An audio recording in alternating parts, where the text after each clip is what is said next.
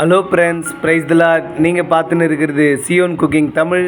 நம்ம இன்றைக்கி என்ன செய்ய போகிறோன்னா 1.5 கிலோ ரவை கேசரி தான் செய்ய போகிறோம். எப்படி செய்கிறதுன்னு பார்க்கலாம் வாங்க.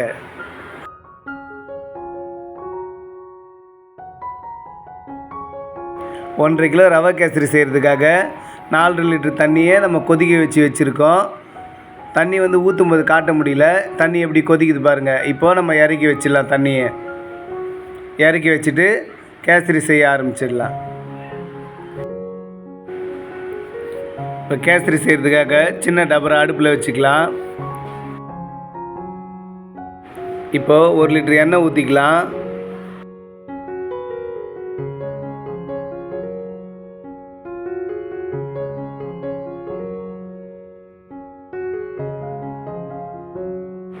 இது கூட 1/4 லிட்டர் நெய் சேர்த்துக்கலாம்.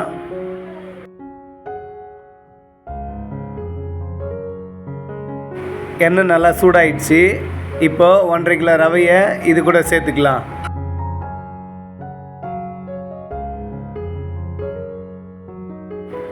இப்போ கலருக்காக கொஞ்சமாக எல்லோ கலர் கேசரி பவுடர் சேர்த்துக்கலாம்.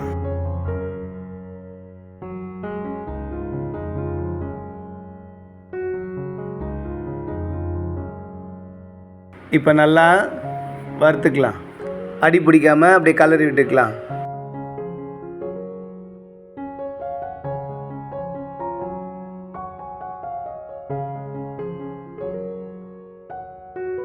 ரவை நல்லா ப்ரௌன் கலராக வந்துருச்சு.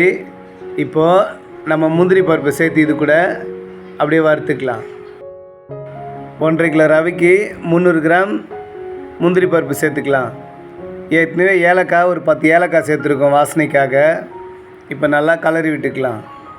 முந்திரி பருப்பு பாதி வறுபட்ட உடனே நம்ம திராட்சை சாரப்பருப்பு சேர்த்துக்கலாம்.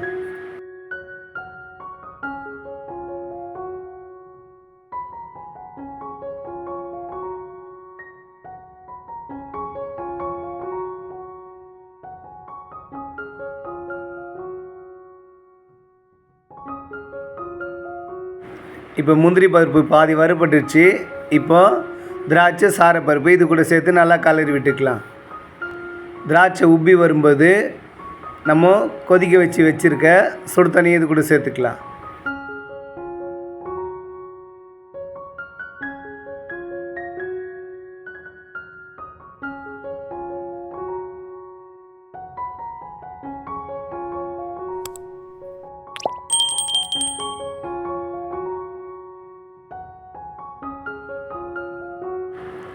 பாருங்கள், திராட்சை நல்லா உப்பி வந்துருச்சு.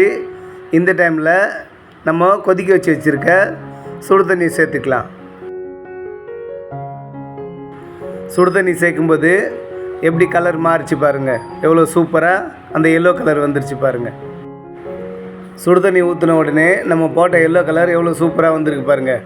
கேசரி பார்க்குறதுக்கு அவ்வளோ கலர்ஃபுல்லாக இருக்குது. அடி பிடிக்காமல் நல்லா கலரி விட்டுக்கலாம். நல்லா ரவை கொஞ்சம் வெந்து வந்ததுக்கப்புறம் நம்ம 3 கிலோ சர்க்கரையை இது கூட சேர்த்துக்கலாம்.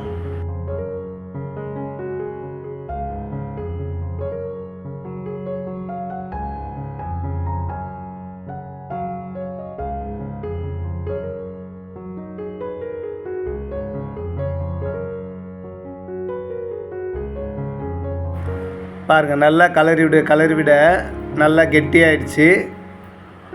நல்லா வெந்து வந்திருக்கு. இப்போது நம்ம சர்க்கரை சேர்த்துக்கலாம். 3 கிலோ சர்க்கரை இது கூட சேர்த்து நல்லா கலரி விட்டுக்கலாம். சர்க்கரையை சேர்த்து கைவிடாமல் நல்லா கலரி விட்டுனே இருக்கணும், இல்லைன்னா அடி பிடிச்சிரும்.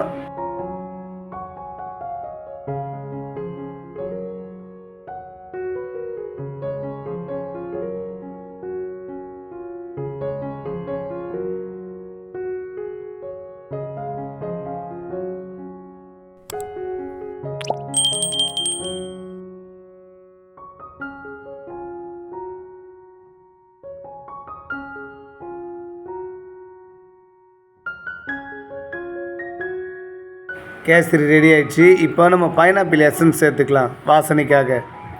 ஏற்கனவே 1/4 லிட்டர் நெய் ஊற்றணும். இப்போது இன்னும் கொஞ்சம் நெய் ஊற்றிக்கலாம். ஒரு 100 கிராம் நெய் சேர்த்துக்கலாம். அப்போது வாசனை டேஸ்ட்டு ரொம்பவே நல்லாயிருக்கும். பைனாப்பிள் எசன்ஸ் இப்போ நெய் சேர்த்துருக்கோம். இப்போ நல்லா கலரி விட்டுக்கலாம். கலரி விட்டதுக்கப்புறம் வெள்ளரி விதையை மேலே தூவிக்கலாம்.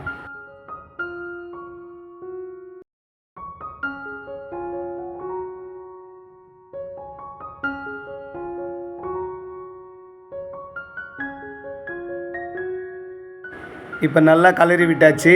இப்போ வெள்ளரி விதையை மேலே தூவி விட்டுக்கலாம்.